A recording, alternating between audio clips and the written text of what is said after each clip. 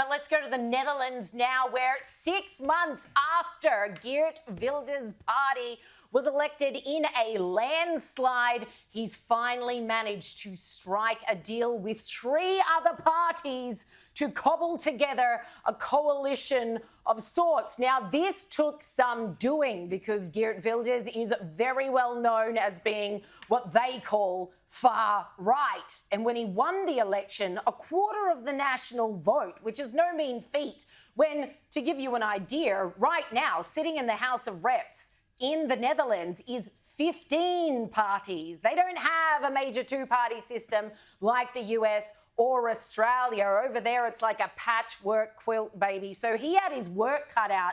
Despite getting a quarter of the national vote, he had his work cut out to make friends with these parties, a lot of which said, despite him romping it in vote-wise at the election 6 months ago, a lot of them said, we will never do business with this party. We will not form government with him. Well, he's managed to find 3 friends and they are cobbling it together. Part of that deal was, though, him agreeing that he would not be Prime Minister, which is a big, big bummer. They still haven't decided who will be Prime Minister, so I don't know what the other 3 are going to do. What, flip a coin? But this, I just can't believe he's actually managed to do it. And that much is incredibly impressive. Like, early on in the game, this guy came out very strongly on immigration. He said, we're going to make Netherlands for the Dutch again.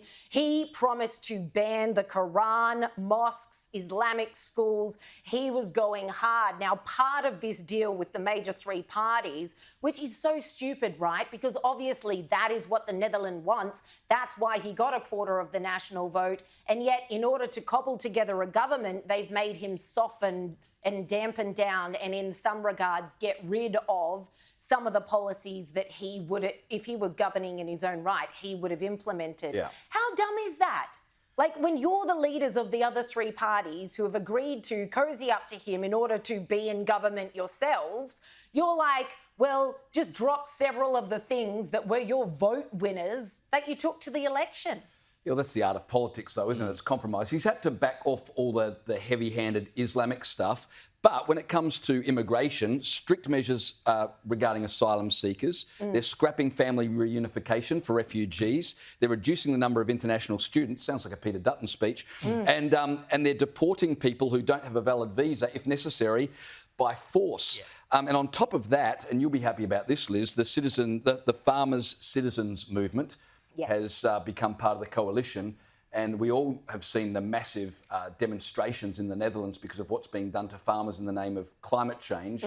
So you'd expect the Netherlands to take a slightly different view on climate than has been the case, and that should make a big difference. Oh, yes. All in all, this is a massive win for the Netherlands, and this will mean, because this is after 14 years of the same main party being in power. This was a shock to end all shock elections for the ruling elites in the Netherlands, and it's just wonderful to see, especially right off the back of Argentina. Right. We've got Javier Milei there. Trump is going to be back in the White House later this year. I'm just speaking that out. But these leaders are increasingly coming to prominence as their populations are just like, we are so sick of what we're seeing happen in our country. And Geert Wilders has been at it for the better part of 2 decades now, and he's finally having his day in the sun. And we've often had this discussion about, you know, the fact you look at Europe and you've had a wave of right-wing leaders get elected over there, and then, of course, you had Trump in the US and Javier Milei in Argentina, etc. And people have said, well, why has that not happened in Australia? And my answer has always been, the day will come, we just haven't met it yet. There will come a point where people will realise what is going on and they will start to rebel. We just haven't got to that point yet. So don't be disheartened.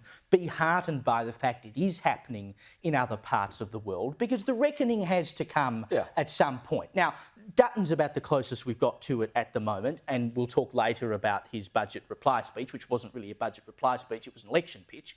But he was hitting good points, the right points tonight, and it takes a leader like that to step up and drive that message home. As long as it takes, it can take decades, but as long as it takes, you've got to keep driving that message home, as Geert Wilders has, ultimately to his success. For a second, I thought you were going to say that Pauline Hanson will eventually be Prime Minister of this country. It was a bit hard to do from the Senate, I thought that's think. where you were going. It's hard to do from the first time Senate. for That's everything. not how it works.